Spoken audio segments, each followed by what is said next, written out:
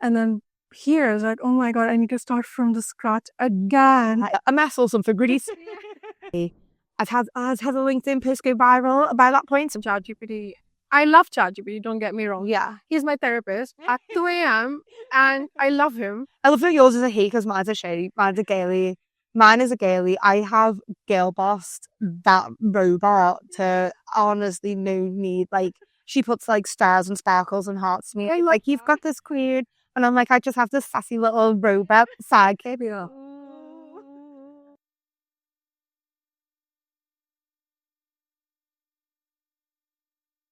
So how did you get into marketing? Well, I was at that point when I left school where I was like, I don't know what I want to do. I've always loved writing, but realistically, I was like, am I going to be an author? Probably not. And I kind of just wanted something where I could get creative. But when I was in that second part of school, I felt so much pressure to go to uni. But I just don't learn that way. I learn by doing. So for me, the idea of spending ridiculous amounts of money to go to university to then still feel like I really needed the practical experience anyway just didn't feel right. And I didn't really know back then, because we're talking like 10 years ago now, which we don't want to admit, but it was like 10 years ago, and apprenticeships like weren't as spoken about it as like different options for like higher education. It was still quite new, and it probably still had a bit of that bias of being kind of like the lesser higher education, even though it's obviously still so much more valuable. You get like the practical experience with it as well. So I remember there was one night, and I spent like, and this is before ChatGPT, so this was like on page 10 of Google. And if I had ChatGPT back then, it would have been so much easier. Yeah, And I looked through the National Apprenticeship Service website, and I clicked into every single category to see what fit. And then I would Google, what does this type of job entail? What does a job in this mean? Because I didn't even know what marketing was. Yeah. No one had really mentioned it to me. So I was like, what is this? And then looked at it, and I saw about how obviously, you know, it combines like creative storytelling and things like that. So I was like, yes, that is what I want to do. And I did an apprenticeship, and it was so rocky. I was put into absolutely nightmare companies. Where did you do the apprenticeship? So the company was called 3A's Apprenticeship. I don't think they exist anymore, but they were kind of the provider. So it would work as like one day every 3 weeks in the college, and then kind of being placed in the role that we were in. But the place where I ended up the first time was not good. I was basically packing website orders, and it was just completely the wrong way. And I thought like, oh my God, like, have I messed this up? Like, what is this? But then luckily, after like a couple of different conversations and things like that, I found an agency based in Liverpool, South Liverpool. Well, they were South Liverpool, but now more in the city centre. They were called Jelly Marketing, and I still hold them so close to my heart. Like, they're still amazing people. I'm still very close with people who kind of like, I want to say like raised me there, because they kind of nurtured me into my career. And yeah, I was there for about 5 years, and it was so good. If I could give advice to anyone, I would say start in an agency, because you get to experience so much, and you get to kind of be across like a different range of clients. And so you'll do different things. You normally kind of being a jack of all trades. So you kind of get to pick up little different areas of marketing as well. So yeah, that was kind of where it all started. So apprenticeship, right? Yeah. So I personally believe in apprenticeship, and if I knew that was an option, I would have done it. Yeah. Because that gives you more of a practical experience because now I hold Manchester Met in a very high regard, because I did my master's in marketing from there, and it was my starting point. But it is literally like, you started your career from apprenticeship, and I started mine from master's. So I love that. What do you think? If you would have gone back to the same 10 years ago, would you have gone for a degree, or would you have taken the same route of apprenticeship? Knowing what I know, I would 100% do it. I'd have done it sooner, if anything. And I would have really advocated for that option to not have been as kind of shunned as it was. Yeah. I had a teacher tell me that I was too clever to do an apprenticeship, which one is questionable in itself. Like, is it really? Am I really too smart for that?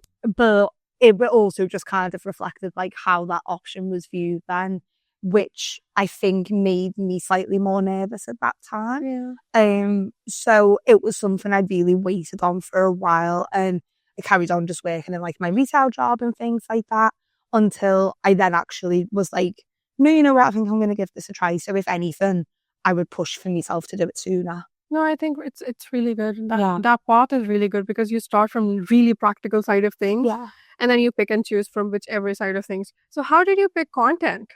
So it's like I say, I love writing, and I've always loved writing, and I think for me, I'm such a big talker, as you'll realise. And I love to read stories, tell stories, like everything like that. So for me, content was the side of it where I'm like, this is where you kind of make the brand, essentially, is what I feel like it is. I think I spent a lot of time doing the other things, the less glamorous things. I've built WordPress websites, I've done Google ad campaigns, and my God, they're not fun. They are not fun. Some people really tick with data, but I'm much more of the creative side of things. I'm like, when people like, I'm like the butterfly sparkles marketer and not like the number graph marketer. But I think that's what my favourite thing is. And I think now especially, I don't think content was even as highly valued back then. No, as it is now. Field. It was just a part of marketing. That's it. 100%. I think it wasn't held in such a high regard to brands, but I think now, because of the kind of saturation of the industry, content is the thing that will set you apart from someone else. If you can offer an interesting 5-minute read to someone, or your videos go viral on TikTok, that in itself is what sets your brand or your business or your agency apart from everything else. So if anything, now it feels like I've kind of been waiting for content to have its moment, and now it does.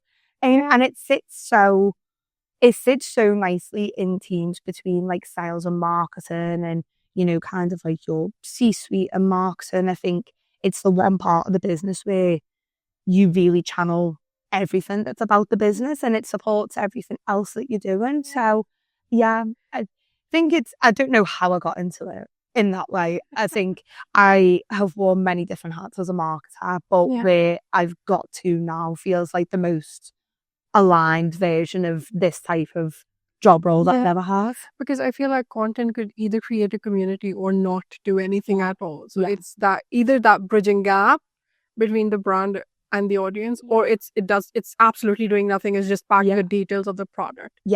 100%. And I've always been that type of person that I love community building.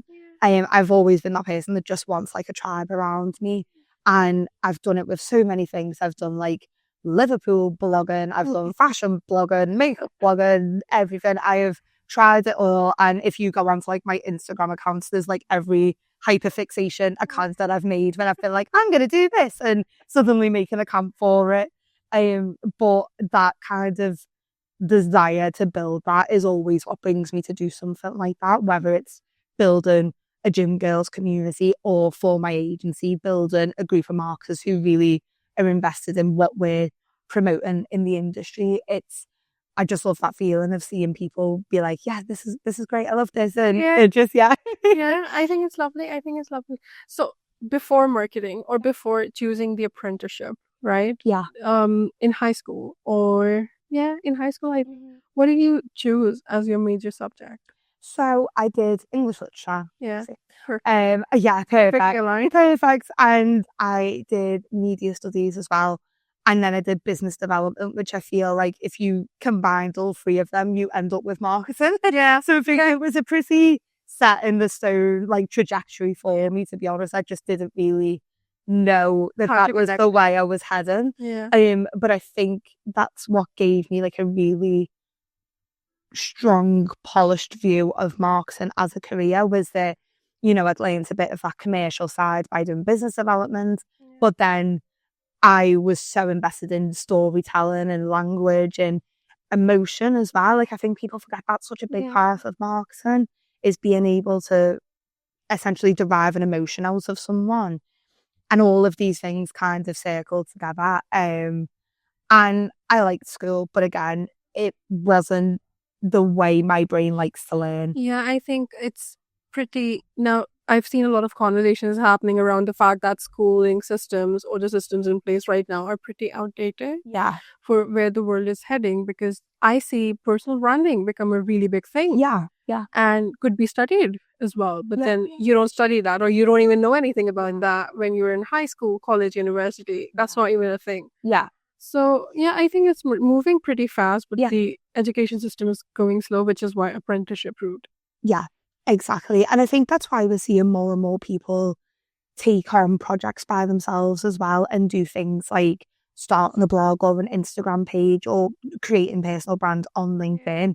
Because I think, like, the generation I see growing up now, I think they're so driven. I know they get called like the lazy generation. I just don't believe that at all. No. I think they are probably like the most driven people I've seen in a long time. Yeah. And the people who are doing it well are the ones who are going out to find that real world experience and not relying solely on the education system. I think it plays its part, but I think the most you're ever going to learn is on the job. I remember in that first agency, like, so many university students would come to us, like graduates straight from university, and they'd be like, what do I do? And it was like, you're not prepared in that way. Like, you are learning. It's essentially like learning all of your driving theory and then just being put in a car without ever driving it. And you're like, I know technically what I'm meant to do, but I go to do it and I don't know what to do. I get that. Yeah. I know the formula of it, but I don't know how to perform that in a practical situation when even one variable is different. And in marketing, every variable is different. Yeah. Every brand is different, God. And brand emotions, that's a really interesting topic, because I personally believe that every single brand has a personality. Yeah, I 100% agree. And it's very easy if you have like a personality attached to a brand to get that connected to their audience. Yeah. Instead of like a very tangible, tri-code brand name. Yeah, 100%. I mean, if you look at any LinkedIn feed at the minute, the brands that people are talking about are the Duolingos, the Ryanairs, and the brands like that, where they are as human as a brand can get. They're in the comment sections replying to people, sometimes to the detriment, as we'll say with Ryanair. But again, even that shows a brand's personality, because that's making that brand personality seem mean. Yeah. So people are taking it in a personable way, which means that that brand, whether good or bad, is personified and they are a human. Yeah. And it's so funny because everyone's idea of who the brand is different depending on who you work with as well.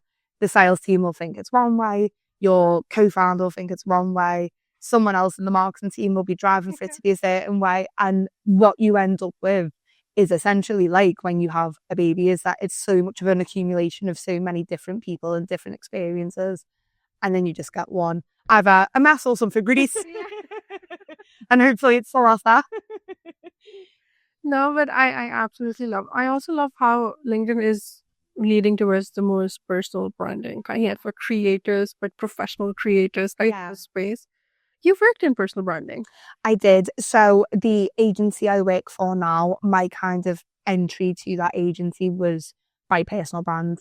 And it wasn't something I'd studied, even really looked at. I'm sure they won't mind me saying that. What happened was that I'd been in a previous role for a coffee company, and I worked quite closely with the founder of that company, because I was like, people are invested in founder stories. Yeah. And it's becoming more and more of a thing that people want to know kind of the leading forces behind brands. They want to know that they're buying from good people and things like that. So I worked with him quite a lot on, you know, making sure that he had the content, he had the ideas and what he wanted to say, but I was just there to kind of polish it, refine it a little bit. And we were kind of navigating that together. And then this agency was one that I'd wanted to work for such a long time. I'd messaged them countless times over the years to be like, please let me in. And then this opportunity came up for personal brands, and I was like, I think this could be perfect for me. I'd had a LinkedIn post go viral by that point, so I was like, I know what I'm doing. I was like, I got 1 million likes, I know what I'm doing. And which was by a fluke, by the way. Yeah. There was no rhyme or reason to why that post did as well as it did. Yeah. It just did. It always happens like a fluke. You never know. Never know. And I tried to replicate it so many times. I was like, is it the time of day I posted? Is it the topic? Is it this language I use? I've tried to replicate it so many times, and I can never get it spot on to do the exact same performance, which is like, oh, that's annoying. But I took those learnings and went into this agency. So I worked directly with like the founders and the C-suite, so like the senior leaders in the business as well. And I did that for around 5 or 6 months into the business before we then kind of just identified that the entire marketing function needed support. So I kind of then spread out to be like not, I say jack of all trades marketer, but just to support in like the other areas that we had on as a business, which was like paid ads and social and things like that. But doing the personal brand was fun.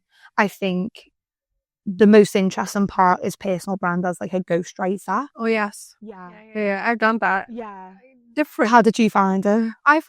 Honestly, I feel like I have kind of copied the same textual post into it. It kind of transmits. It comes into my own post somehow. Yeah. The same kind of energy, but then their posts perform really good, and then my and you'd be like, why not mine?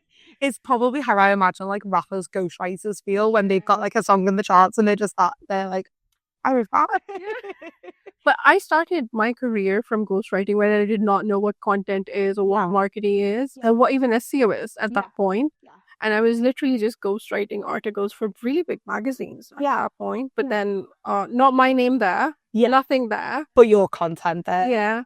And then it went to a point where you're like keyword stuffing into things. And I'm glad that LinkedIn is not that part, that thing right now where you're keyword stuffing or you're creating really drag alt tags or all of that. You're just playing with it. And you don't have to perform every time on LinkedIn. So you don't have to give frameworks every time. Yeah, I completely agree. And I think the biggest lesson I took away from ghostwriting, which I always say, is that you have to know that person. You have to know how they talk to their friends, how they talk to the professionals they work with, how they answer the phone to the mum and dad. Like all of these mannerisms make such a difference, because I worked with 2 senior people in the business, and one I had quite a personable relationship with, in the fact that I knew how she would react in a group situation. I knew like the types of jokes she made, things like that. Whereas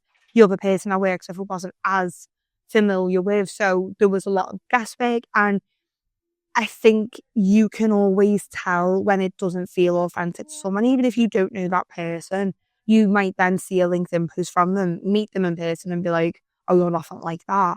And I think you lose that authenticity, which makes the post flow right and things like that. So I think that's such a big lesson for me, because I was like, this one's doing so well and this one isn't.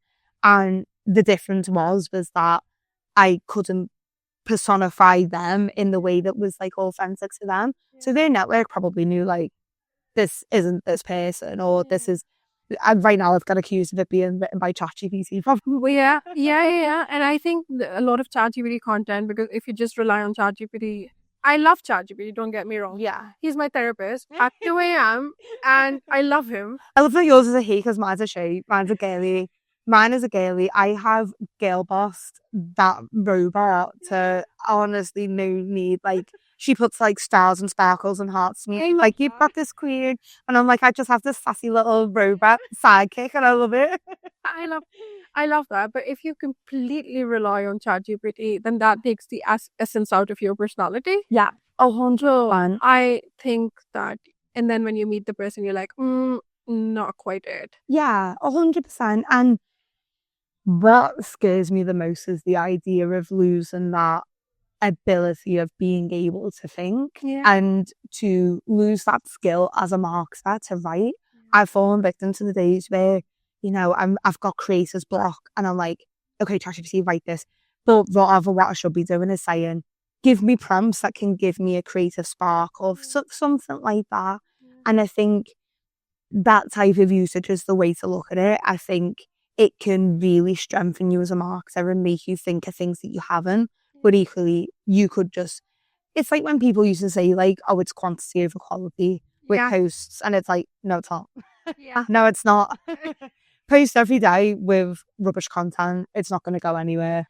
But post one really good post, it could go viral. But then at the same point, I believe in like consistency. Yeah. Rather than, you know, just winging it. Yeah. Which is why I think it's so important to know like what your angle is and what, or if you're ghostwriting for someone else, what their angle is, so that you can have that stream of like, this can go out frequently, but it's not going to hinder in its quality. Whereas just kind of posting for the sake of posting, I've never really been a fan of that strategy. No. Sometimes it happens that writer's block. I have it all of the time. Yeah.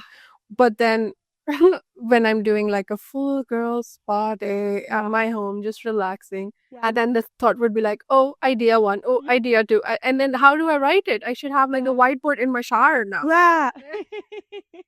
And it's so interesting, isn't it?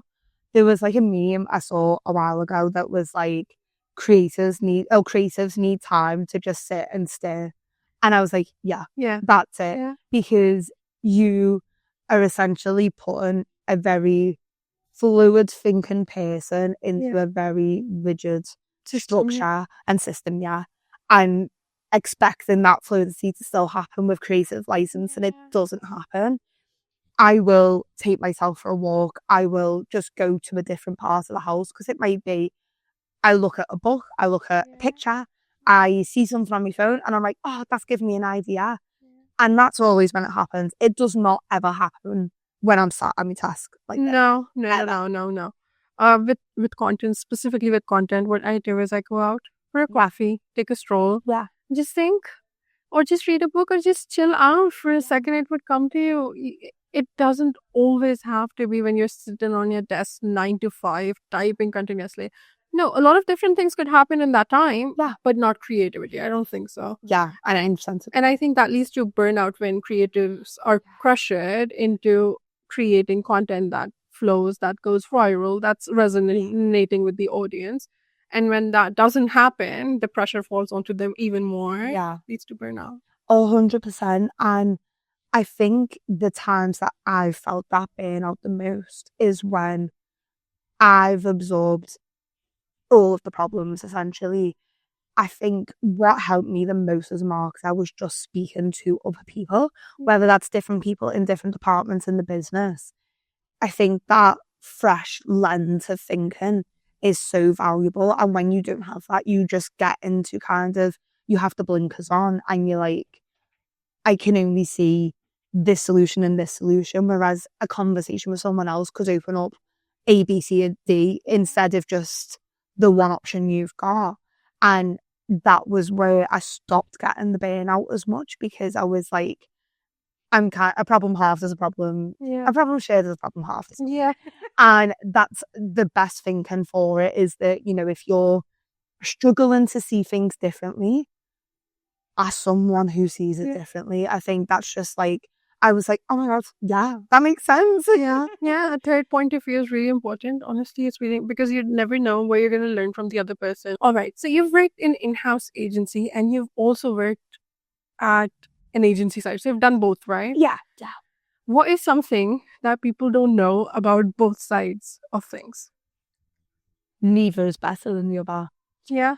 I think people think when they work in-house that either they think they would never work like for an agency where they would be on the agency, or they think, oh, the grass is greener over there, I want to work on that side. Likewise, people who don't work with clients will either think, God, I could never work with clients, or they will think, oh, it would be so much easier if I worked with clients. you are going to come into the same obstacles and hurdles no matter what. They'll just be packaged in a different way. It'll either be a client saying something or it'll be your boss saying something.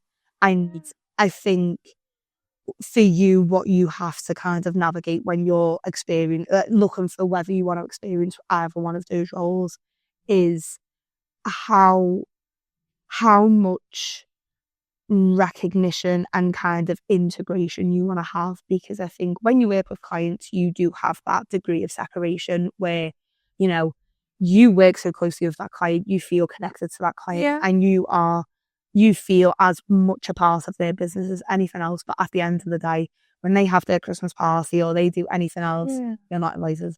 And I think that was where I always felt the saddest with clients, was that I was so invested in them, but because we are an extension of them, they didn't have the same investment as they did with us. And you can have agencies where you have really strong relationships with your clients, of course. But for me, I needed to be in the action. I needed to be with the business and feel the wins with them and feel the kind of success with them and feel the lows with them as well, and be there for them to ride that out. And I think for me, that is the biggest thing that I look for in any job, is kind of to be with good people who all champion each other. And I think that's what I lacked when I work client side. But equally, some people prefer working client side because it then becomes easier to switch off. You know, you kind of have a degree of separation. You have a lot more variety in your role as well, because you'll work with different clients, you'll work with different industries, different people, like you'll probably tap into different things as well. So it's kind of looking at those pros and cons on each side and deciding for yourself what you would be comfortable not having and what you would be comfortable having as well, and if that's worth what you're not going to have. A lot of people prefer starting with the agency side so that they could really tap into different areas of things, which I think is a really good. I started with an agency side of things, and I learned about all of it at once. Which was overwhelming, but really good for me in the longer run. But now I've worked in in-house agency both, and I completely agree with you. If you work with good people, good clients who really care for you, and will really listen to your opinion as well, because you as a marketer know what their brand actually needs. So if they're saying, no, we just want this A, but you're saying, no, I think if you go around it and go for C first and then go for A, they'll drive more results. So it's just for you to have that kind of a relationship with them as well. But I think both of the sides are lovely, honestly. And that's the thing. I think that's what I was saying at the start, is that neither is better than the other. I think what you will experience is that you will favour one over the other based on what it is you're looking to get out of your career and just your day-to-day anyway. The agency I'm with now, I was with them for around 3 years-ish and left towards the end of last year because I started chasing the wrong thing. I was chasing kind of the job title, the fancy kind of progression in the sense of like just being at the top as quick as I could. And I left, and where I went to was like awful. It was a very toxic environment. And when I say like I left good people to go to a toxic place, and I really felt that. And I really felt the absence of the place where I'd worked. So when I kind of made the decision, I was like, want to be back with them people. And it was funny to me because in my head, I was like, I'm going to sacrifice this idea of progression to go back where I was just to be with the people. But then luckily I ended up kind of naturally progressing in what they needed anyway. So the role I came back to was kind of what I've always wanted. But for me, the driving factor in going back there, I was like, and when things are amazing, they are there for you. And for me, they're the types of people I want to work for. I don't want to work for the people that point fingers and say, this was you, you know. It's community again. Like when you go to work, like you spend more time with these people than you do your partner, your friend, or anyone else. So you have to have some sense of feeling like you are connected there. And I have always had that in this agency, like even in the initial 3 years that I was there. And now even when I've come back, it just feels like it's strengthened so much. Yeah. So for me, I think that's what I value the most anywhere that I'd work. Even if I change my career tomorrow, that would still be the same thing that I looked for in every place. Do you think if you started with the agency you're now, like as an apprentice, do you think you would have stayed there all that time till today when you're the head of content? Yeah, I don't think I would have been ready for them. Yeah. And I actually don't think I was ready for them at the time that I left last year. I think I could feel the sense that, you know, maybe I was being viewed in a higher regard. I'd worked on a massive rebrand project with them, so it instantly brought me closer to like the founders and things like that. And I felt a bit scared about what our future looked like. And so I think I needed to find a way to kind of recalibrate and get a bit of confidence by myself, because I'd always worked with another person. I'd always had a senior above me. So when the kind of opportunity came around for me to be the senior person and to take the training wheels off, I was like, I'm not ready. And and when the experience where I kind of went independently, worked back in Liverpool for a little while, I think that gave me the confidence to be like, no, I can do this. I can come back and I can be this person. And I have been since I came back, but I don't think I would have been ready for them as an apprentice, because the momentum that they move at, they are very nurturing in the way that they are. But I think knowing who I was as an apprentice, I don't think I would have been ready at all. I think what I learned from my first agency was how to work with momentum, switching from different clients all the time, switching from different projects all the time. Just gaining that kind of like experience. Yeah, and like the corporate understanding as well. You know, I'd never worked in a corporate job before. Yeah. And it's very different to working at a retail shop. Yeah. So, you know, even just navigating all of that. So I'm glad I came to them when I did, because I feel like it just all happened at the right time. Like there were so many synchronicities at that first time, and even more recently when I've come back to the business. So as an apprentice, I think I would have drowned. Yeah. In all honesty. Okay. But I think that's why it's so important you find the right place for you where you can deal with the momentum and everything like that. Yeah. All right. So if somebody is starting today, and wants to do in like content, and the end goal or the mid goal is to become the head of content. How do you think should they start or structure their, let's say, next 6 months? I cannot emphasize learning as much as possible. The more expansive your mind is, the better you're going to be able to think, create, write, design, however content looks. I think for me, the diversity of thought and being able to see people in different roles doing what they do and how they think and how they tick really taught me so much. The media I consume as well, I really advocate for reading, watching films, like everything like that. I don't watch a lot of films, but however you kind of enjoy to consume media, I think will help you kind of be as expansive as possible. The reason I picked a career in marketing was because I never wanted to stop learning. And I said that from day dot. And I actually had this conversation with an old man on the tube in London a couple of weeks ago, because he said, why did you pick this? And I was like, I just never wanted to stop learning. And I think now about the type of marketing I did 10 years ago when I first started compared to what I did now. There was no ChatGPT. We were all still putting like the Arden filter on Instagram and trying to make it all look uniform. And, you know, your fellow account was everything. There was no TikTok. And now I think like how much that's changed without ever even really noticing either. Like it kind of just happened so gradually. And then the next minute you work on platforms that you didn't have and things like that. So I think that curiosity is the biggest thing. We've actually just hired a junior person, and my biggest driving factor of why I wanted this person was because I was like, their curiosity and inquisitiveness and like to learn and how they ask questions and are so keen to see what people are doing.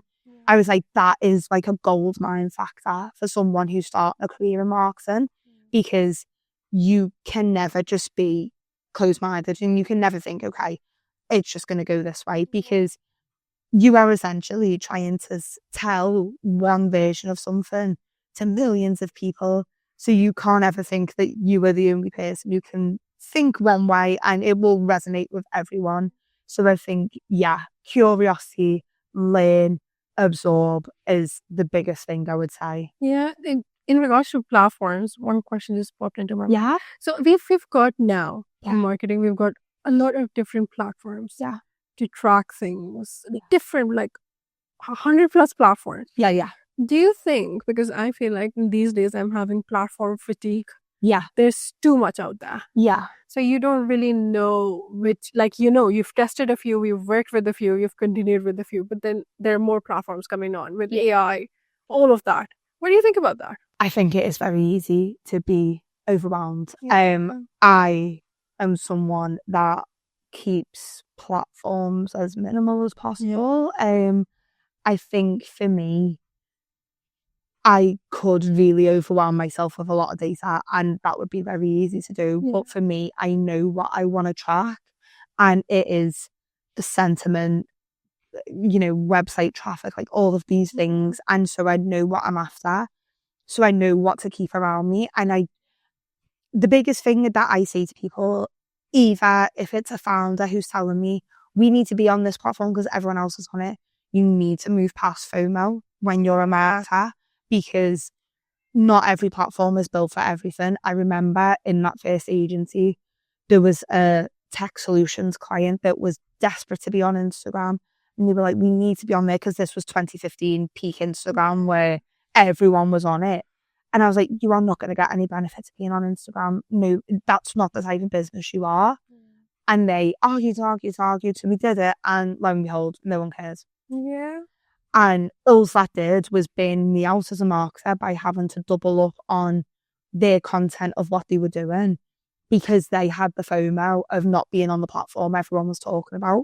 And I think having a diversity of platforms in content strategy is very useful, but equally don't force yourself to be somewhere because everyone else is on there. Yeah, and then you should kind of know which platform suits you or your client or your brand that you're supporting. Not every platform's great for everybody. Yeah, 100%. I have a friend who works with a different agency, and her agency refuses to have an agency TikTok because they're like, we hate agency TikToks. We think they're cringe. We think this and that. Okay. And that's fine for them. And that's a decision that more people should be comfortable with, is deciding, okay, so we don't need to set up a podcast because everyone else has set up a podcast. You don't need to do TikTok Live because everyone else is doing TikTok Live. You need to think about you and learn and observe from your competitors, of course. But equally, if you then invest energy into these things and you don't see it coming back, does it work for you then? Or are you producing the right content? Do you understand that platform enough for it to actually go and do what you want it to do? Because if you don't, then you're kind of throwing a needle in a haystack and just hoping that you'll be able to find it again. Yeah. So I think being comfortable with FOMO is something I've said to so many people, because I think that fear of doing what other people are doing can drive you to really water down and saturate your strategy, when you could be the best performing Substack newsletter, but you don't post anything on TikTok. And what would you rather? You know what I mean? What actually means more to you? Is it impressions and visibility? Because then, be everywhere. If that's what you want to do, be everywhere. But if you want to really garner like a super switched on community, then maybe you need to double down where your strengths are. Also, it really spreads you thin. It does. So if you pick and choose the platform, you could really double down on your energy, on your effort, and then choosing the content too. So currently, apart from platforms, what is in marketing is something that's giving you the biggest ick. Ooh, Olivia. They get in trouble. No, you know what? I think the mismanagement of community is what I think. There's a lot of discourse at the minute around like brands being unkind in comments because they think it's funny. I think it happened with Sam Ryder recently, where a brand had been in his comment section being a bit nasty and for the sake of like a laugh.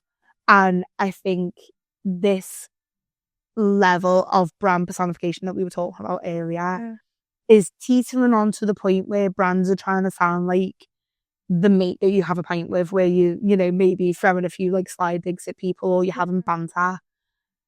And that gives me the ick because I'm like, you are still a brand. You're representing few values. Yeah, 100%. And I think when we were saying like, a brand is a person. Yeah.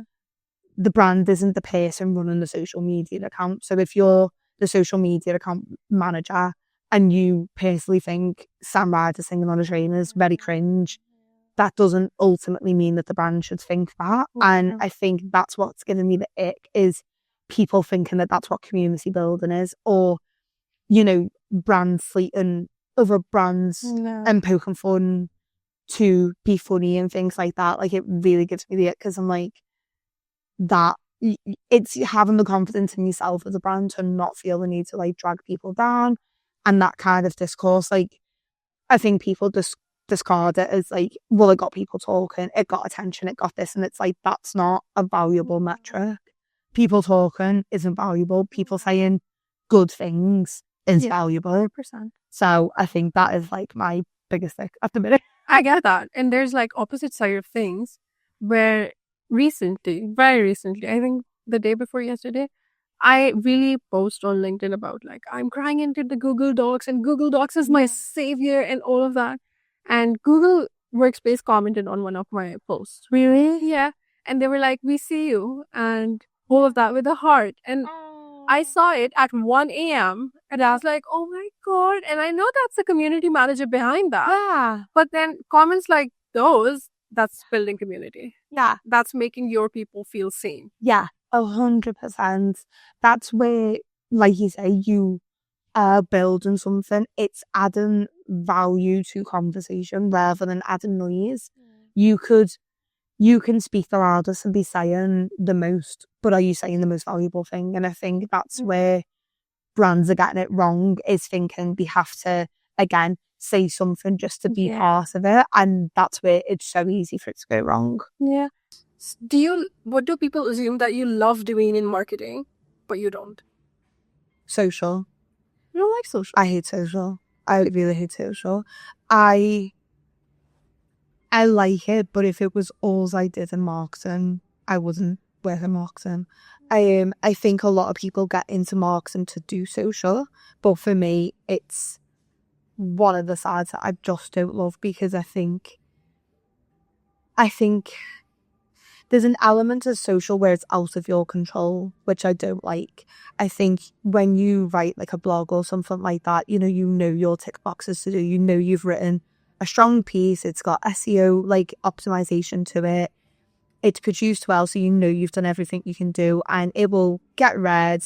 It'll get shared, things like that. But with social, like, you can put so much energy, like we were saying with the post, you can put so much energy into doing something really creative, into a trend, into anything. And based on the algorithm, based on anything, it could just flop. You never know. You never know. It's right. It's so up and down. And so I think that unpredictability sometimes, and the lack of control over, knowing that you've created something really good, but it's not gone anywhere, or it's done this, or it's done that. I think that's where I'm like, I don't think I could, solely do social media, but I do enjoy it, and I think it's fun to be part of.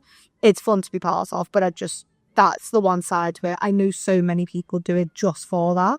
But for me, it's kind of something I have to do rather than something I would actually love to do. Yeah. Did you see those like AI videos? Yeah. I hate them. I hate AI posters. I hate AI videos. I like the ones that are like time travelers. Have you seen them? I love them. They're great.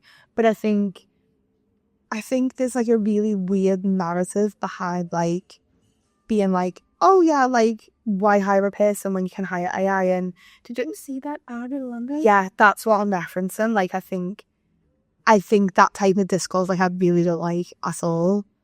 You went to London recently. I went to London and I saw it. I saw the ad. Yeah, I did. It's like, that's not sitting right. No, it's not. I don't like it. And I think what's hard with content now is that distinguishing line.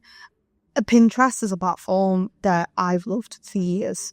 I love Pinterest. It is one of my favourite platforms. It's a worms girl. It is. And I could sit on Pinterest for hours.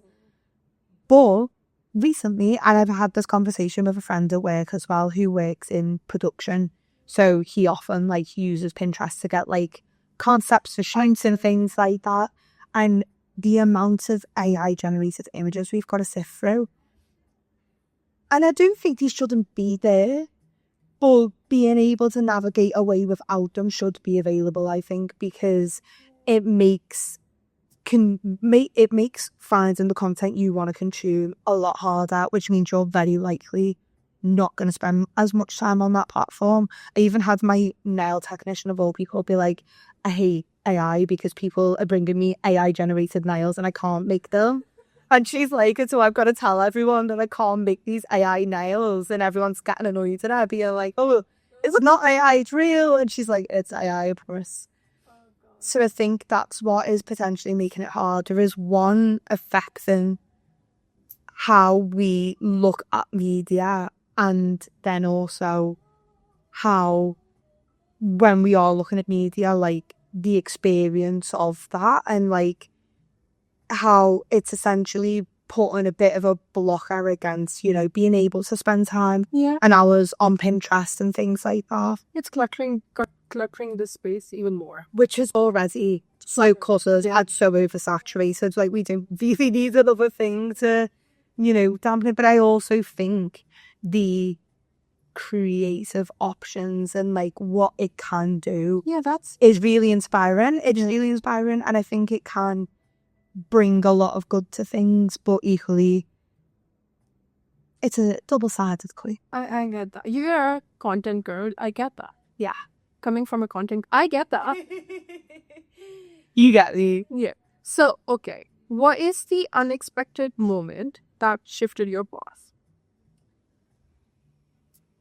Probably going back to this agency. I think I've always had the idea in my head with work and career that you constantly have to be going forward and constantly doing something new, going higher.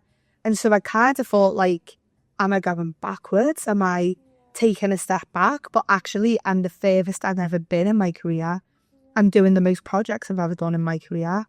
And so I think the writing that narrative in my head that like it wasn't a step backwards, it was a step forward, but a familiar step forward.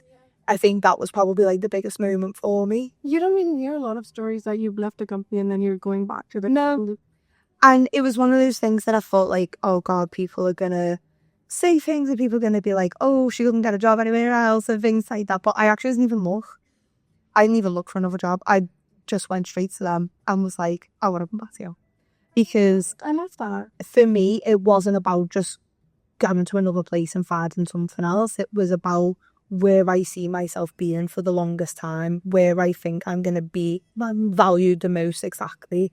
And that was here. And it has been since I've been there as well. So I know I made the right decision, but it was one of them things where it felt like a step backwards because it wasn't a new company, but the experience I've had this time has been completely nil. Oh, I love that. You don't hear a lot of stories like that. No, you know, you don't even think about doing that at times, you know? No.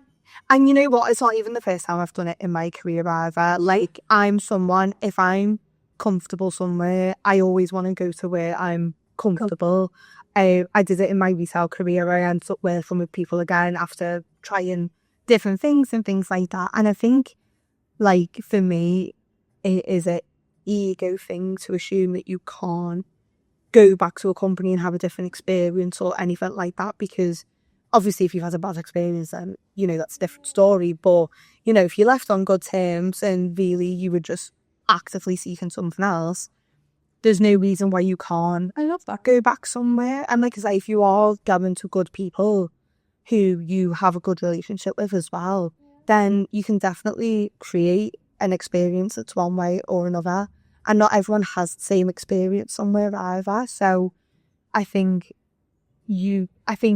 removing the stigma and shame of like, oh, it's a step backwards. It's like, no, actually, it's still definitely a step forward. It is, yeah, it is. And you're bringing more experience and more exposure from different places. So yeah, it is, 100%. Definitely. All right. What do you hope people feel when they think about you as a marketeer or as a content head? Oh, that's such an interesting question. You know what? Like, the biggest compliment I ever get is like when someone comes up to me and is like, oh my God, like, I read your LinkedIn post and was laughing, or I read your LinkedIn post and like it really maybe like talk about something or something like that. When people say that they did or felt something based on something they've read from me, that's just me as like kind of my own personal brand. But even like when people come up to me and say like, oh, this social post was really good, or this or that, I think knowing that with how much people see in a day, I could not tell you how many TikToks I've looked at today, and it's 2 p.m.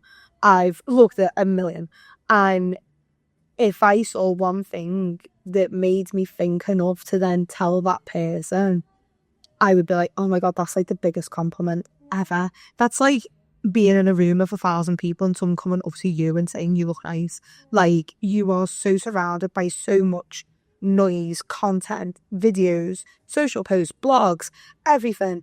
So for your thing to actually like get a emotional reaction out of someone, whether it's laughing, whether it's feeling insightful, whether it's something else, like, that to me is like the biggest thing that I could only ever hope for, because essentially, like, it all comes back to is that storyteller in me wants to be able to communicate something to people and make them feel something. So being able to do that either through my personal brand or through the brand I work for in itself, like, it's the biggest thing. I think that's really precious. I think it's really, really even if like 3 people comment on my LinkedIn. Oh my God, it's the best. I love it. I love like my repeat LinkedIn commenters as well. I'm like, you guys. I love that. It's just, it's like they're reading like inside your diary. Yeah. And they're loving it. And they love that. And I'm like, oh my gosh, this is great. I know. I love that. So, one truth you live by, no matter what. I think, honestly, and this like rings true for my personal life, my professional life, and everything like that, is like, you are only yourself. Like, the more you try to be other people, the more you compare to other people, the less experience you'll give yourself. I think the best times of my life, both professionally and personally, have been when I've stopped hiding myself and stopped kind of trying to be someone else who I thought got it right, or someone else who I thought they're doing it the way that I should be doing it. And when I started being who I am, that's when I built better relationships with the people I work with. It's when just in my personal life I started to thrive a little bit more and have a better life just generally, because I was then just like, this is how I show up. Even like having a Scouse accent, I say this all the time on LinkedIn, like, I was told for so many years to kind of suffocate that as much as possible, speak with a posh accent, do this, do that, and I don't. And I'm sure some people would love it if I did, but I'm not that person. I'm very proud of who I am, most of the time. And I think, you know, accepting your place in the world and being the best version of you is all you can ever do, whether that is the brand you create or putting yourself out there as a marketer. All you can ever be is yourself, and the more you try to be everyone else, the more you lose who you are and how you can show up.